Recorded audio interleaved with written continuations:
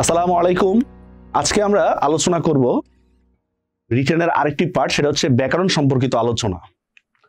ব্যাকরণ সম্পর্কিত প্রশ্ন দুইভাবে থাকতে পারে, একটা হচ্ছে ব্যাকরণের ইতিহাস, একটা হচ্ছে ব্যাকরণের প্রয়োগ। আমরা প্রথমে ব্যাকরণের সামান্য কিছু ইতিহাস নিয়ে আলোচনা করব, যেহেতু বাংলা ব্যাকরণ পরীক্ষায় রয়েছে, তার ইতিহাসটা জানাটাও খুবই গুরুত্বপূর্ণ। দেখুন, ব্যাকরণ শব্দটি সংস্কৃত ভাষার শব্দ, এটা মনে রাখবেন। ব্যাকরণ শব্দটি কৃত প্রত্যয়ের মাধ্যমে গঠিত, যেহেতু আপনারা প্রত্যয়ের ক্লাস করেছেন, সেটা হচ্ছে এই যে এটা আসতে পারে বি আ ক্রি যোগ অন। ব্যাকরণ শব্দের অর্থ বিশেষভাবে বিশ্লেষণ, আর বাংলা ব্যাকরণের বয়স 250 বছরেরও বেশি। তো এই হচ্ছে ব্যাকরণ শব্দের ব্যুৎপত্তি নিয়ে আমরা আলোচনা করেছি। বাংলা ব্যাকরণের রচয়িতা, দেখুন, ভারতীয় উপমহাদেশে প্রখ্যাত ব্যাকরণ রচয়িতা হচ্ছে পাণিনি। পাণিনি হচ্ছে প্রথম রচয়িতা, ব্যাকরণ রচয়িতা। আমি কিন্তু বাংলা ব্যাকরণ বলি নেই, হ্যাঁ। আর তার গ্রন্থের নাম হচ্ছে ব্যাকরণ অষ্টাধ্যায়ী, এইটাই। তবে বইটির ভাষা কঠিন ছিল, সেটা পরবর্তীতে পতঞ্জলি নামে একজনে ব্যাখ্যা করে গেছেন।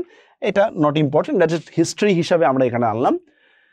বাংলা ব্যাকরণের ইতিহাস যদি আমরা আলোচনা করি, প্রথম বাংলা ব্যাকরণ লেখা হয়েছে পর্তুগিজ ভাষায়, প্রথম লেখা হয়েছে। আর দেখেন, এইটা হচ্ছে পর্তুগিজ ভাষায় ব্যাকরণের গ্রন্থ, দরকার নেই, আমরা উচ্চারণ করতে পারবো না যেহেতু অন্য ভাষার শব্দ। ম্যানুয়েল দ্য অ্যাসুম্পাউস, উনি হচ্ছেন এই ব্যাকরণটা রচনা করছেন। এটা 1743 সালে বের হয়। পর্তুগালের রাজধানী লিসবন থেকে কিন্তু এটা বের হয়, রোমান হরফে বের হয়। আর মূলত এই ব্যাকরণটা রচনা করার উদ্দেশ্য ছিল হচ্ছে খ্রিস্ট ধর্ম প্রচার। ধর্ম প্রচারের কারণেই কিন্তু ব্যাকরণ রচনা করার ইচ্ছা, ব্যাকরণ রচনা করার সূচনা ঘটে। আমরা কিন্তু সেম কাজটা কিন্তু পরেও পাবো, ইংরেজদের মাধ্যমে কিন্তু এটা হয়েছে। এরপর দেখি আমরা ইংরেজি ভাষায় বাংলা ব্যাকরণ রচনা করছেন, দেখেন এন.বি. হ্যালহেড 1778 সালে ওনার একটা গ্রন্থ, দেখেন এই grammar of the Bengal language. এই গ্রন্থটা উনি রচনা করছে বাংলা ব্যাকরণ নিয়ে। উইলিয়াম হেস্টিংসের অনুরোধে ইনি এটা রচনা করছেন। মূলত এটার উদ্দেশ্য ছিল হচ্ছে যে সমস্ত ইংরেজরা ভারত উপমহাদেশে আছে, তাদেরকে যেন ভালোভাবে বাংলাটা শেখানো যায়, তাদের জন্য হচ্ছে এই কাজটা করেছে। পরবর্তীতে উইলিয়াম কেরি এই ব্যাকরণকে ফলো করে কি করছে, বাংলা গদ্যের বিকাশে কি করেছেন, এই ব্যাকরণটাকে অ্যাপ্লাই করেছেন। তবে গদ্যের বিকাশ যদি আমরা বলি, তাহলে সেটা হচ্ছে উইলিয়াম কেরি, ওনার গ্রন্থর নাম এই grammar of the Bengali language. ভাই, বেঙ্গলি বানানটা কিন্তু এভাবেই কিন্তু।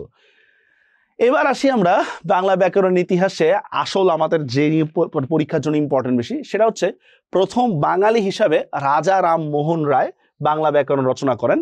গ্রন্থটির নাম দেখেন Bengali grammar in the English language. উনি কিন্তু ইংরেজি ভাষায় লিখেছে। পরবর্তীতে এইটা গৌড়ীয় ব্যাকরণ, প্রথম যে উনি বাংলা ব্যাকরণ গ্রন্থটা লিখেছেন সেটা ইংরেজি ল্যাঙ্গুয়েজে লিখেছিলেন। পরবর্তীতে তা গৌড়ীয় ব্যাকরণ নামে বাংলায় অনুদিত হয়, কারণ হচ্ছে লন্ডনের স্কুল বুক অফ সোসাইটি তাকে বাংলা করতে অনুরোধ করে, তিনি এটা বাংলা করেন। এটা 12টা অধ্যায় বিভক্ত ছিল। জাস্ট আমরা মূল সামারি কি আমরা দেখতে পাই, প্রথম হচ্ছে বাংলা ব্যাকরণ, প্রথম সংস্কৃত ব্যাকরণ রচয়িতা হচ্ছে পাণিনি। পাণিনির গ্রন্থটাকে পতঞ্জলি ব্যাখ্যা করেছে। পরবর্তীতে বাংলা ব্যাকরণ গ্রন্থের রচনার যে পদক্ষেপ, সেখানে পর্তুগিজ ভাষায় লেখা হয়, ম্যানুয়েল দ্য অ্যাসুম্পসা উনি লিখেছেন। পরবর্তীতে এন.বি. হেলহেড উনি ইংরেজি ভাষায় বাংলা ব্যাকরণ লিখেছেন, কারণ হচ্ছে যাতে করে এই উপমহাদেশে যারা ইংরেজ আছে তারা যেন ভালোভাবে বাংলা শিখতে পারে। পরবর্তীতে আমরা দেখি রাজা রামমোহন রায় প্রথমে ইংরেজি ভাষায় লিখে পরবর্তী তাকে বাংলাতে রূপান্তর করেছেন, যেটার নাম হচ্ছে গৌড়ীয় বাংলা ব্যাকরণ। এবার দেখি বাংলা ব্যাকরণের আলোচ্য বিষয়গুলো যদি আমরা দেখি, এটা অনেক সময় পরীক্ষায় আসে আমাদের।